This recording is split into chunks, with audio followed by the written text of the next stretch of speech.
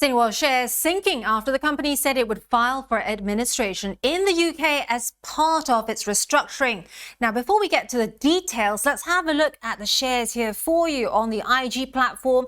It is currently down around 25%. The announcement today is part of its restructuring plan to cut a mountain of debt. $8.8 billion is what's been disclosed so far.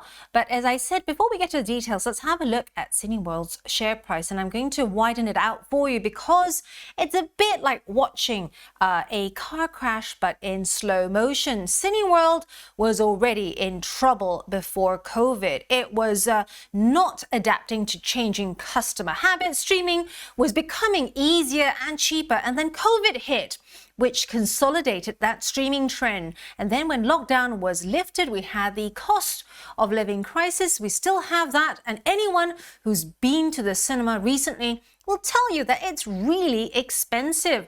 This is even before you buy that popcorn. So where is the salad dressing? Well, the company filed for US bankruptcy protection in September.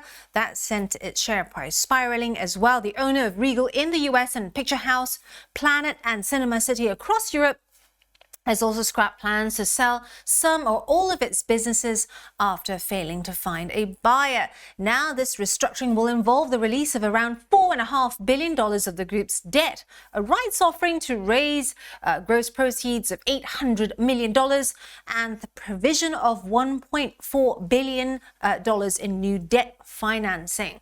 However, if Cineworld doesn't adapt to changing times and give a reason for customers to head back to the cinemas, then we could see its share price continue in this trajectory.